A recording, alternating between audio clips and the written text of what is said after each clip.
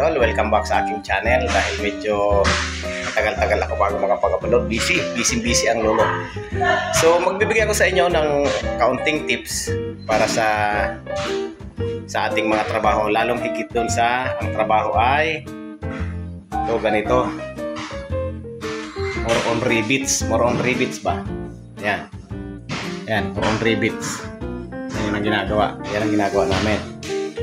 So ang madalas na i-encounter natin, nagpapalya ang riveter.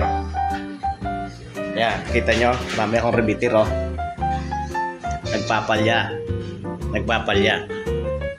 So nakakaasar, nakakainit ng ulo pag ang riveter mo ayaw na kumagat. So ito yung tips na bibigay ko sa inyo.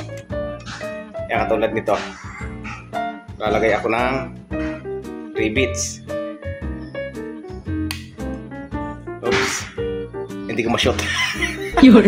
Tapos ayaw niya kumagat.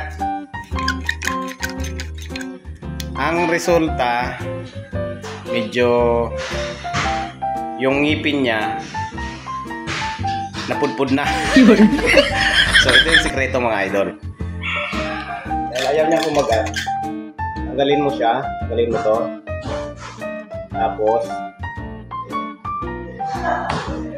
kuha ka ng konting langis lang, kahit pure oil.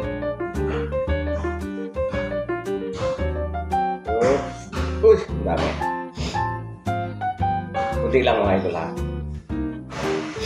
So tinanggal mo, ito yung butas niya, papatakan mo siya ng langis. Oops.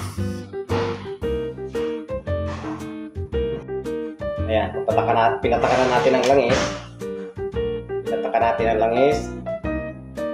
Ayan. And then ibalik na natin tong ulo niya.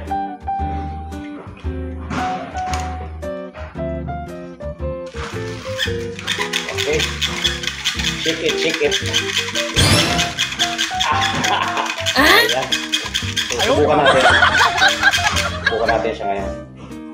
Balahan natin ang riveter. Anong rivets? Dahil rivets. Oh, ayan na. Kumagat na, oh. So, para hindi sumakit yung ulo nyo sa riveter, yun ang sekreto, mga idol. Okay? So, yung lahat ng riveter ko ngayon, ilagyan ko ng langis. So, lahat sila functional.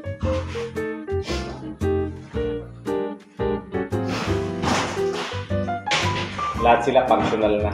Mga ano na to, mga luma na. Lahat sila luma na. May isa palang bago. Pero kahit bago, mabilis napudpud yung ngipin. Mahina na ang ngipin. Ito yung pinakabago ko. Noong una, masakit na ulo ko. Masakitan yung kamay ko sa gano'n. Ngayon, hindi na. Dahil yan sa mantika. Sa langis. Okay? So, ayun, mga idol. Simple tips kung paano maging functional muli ang inyong mga riveter. Okay? Bye-bye.